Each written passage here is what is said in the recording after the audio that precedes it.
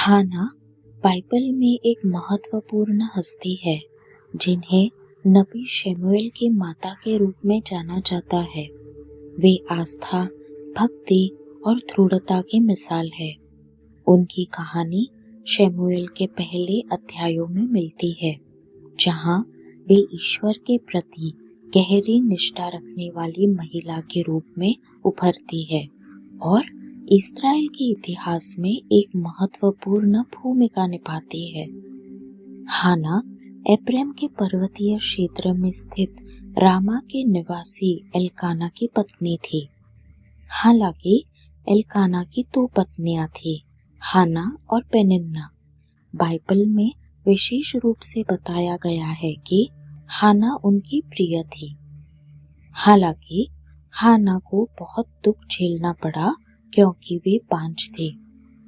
प्राचीन संस्कृति में बांझपन को एक कलंक माना जाता था, जिससे संतान उत्पन्न न कर पाने वाली महिलाओं को गहरा दुख और शर्मिंदगी झेलनी पड़ती थी। पेनिन्ना के लगातार उकसावे से हाना का दुख और भी बढ़ गया, क्योंकि पेनिन्ना के बच्चे थे और वह हाना के बांझपन का उपहास करती थी।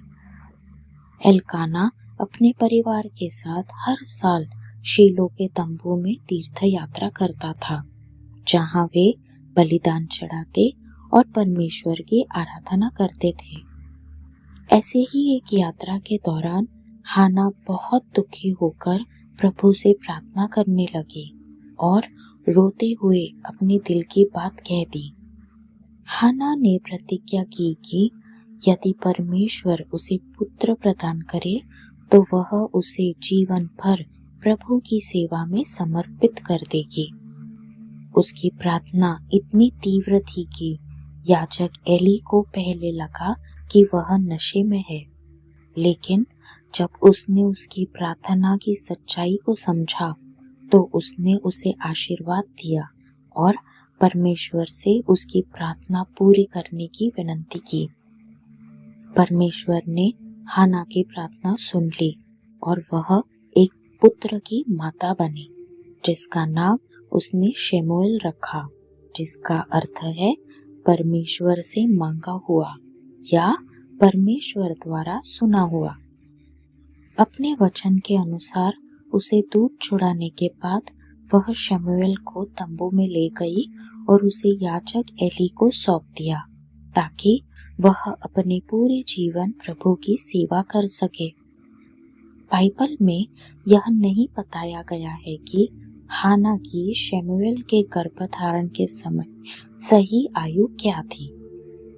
अपने वचन के अनुसार हाना ने अपने पुत्र शमूएल को परमेश्वर की सेवा के लिए समर्पित कर दिया, जिससे इस्राएल के इतिहास पर गहरा प्रभाव पड़ा।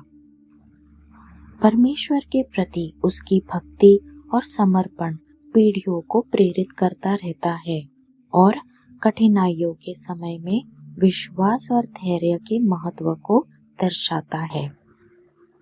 शमूएल बड़े होकर इस्राएल के महानतम नबियों में से एक बने और न्यायियों के काल से राजशाही के आक्रमण काल में उन्होंने महत्वपूर्ण भूमिका निभाई।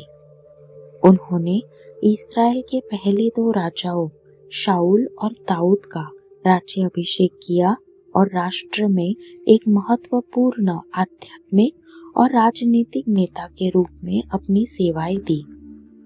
शमूएल के अलावा बाइबल में उल्लेख है कि हाना के अन्य बच्चे भी थे। शमूएल में कहा गया है कि उनके 3 और बेटे और 2 बेटियां थी। हालांकि बाइबल में हाना की मृत्यु के बारे में विस्तृत जानकारी नहीं दी गई है, फिर भी उनकी विरासत विशाल है।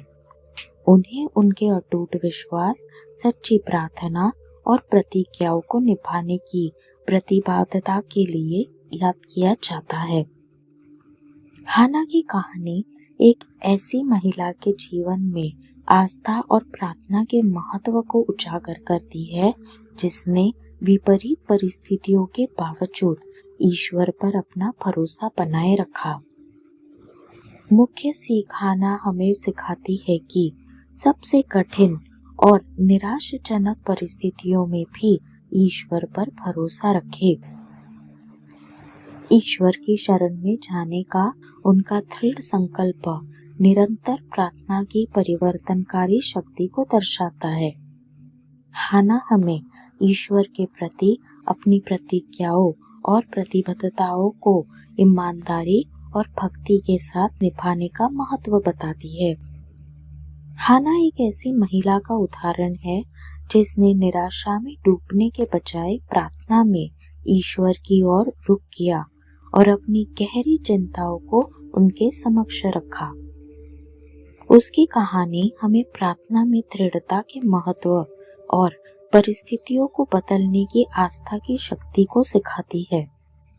बाइबल में हाना एक ऐसी स्त्री के रूप में उभरती है जो अत्यंत प्रार्थनाशील और दृढ़ प्रतिज्ञाओं वाली थी। ईश्वर की खोज के प्रति उनका दृढ़ संकल्प और अपने पुत्र को समर्पित करने का उनका वचन प्रभु के प्रति उनकी गहरी निष्ठा को प्रकट करता है। उनकी कहानी बाइबल में महिलाओं की महत्वपूर्ण भूमिका को भी उजागर करती है। यह दर्शाती है कि उन्होंने इस्राएल के इतिहास और ईश्वर की योजनाओं को पूरा करने में एक आवश्यक भूमिका निभाई।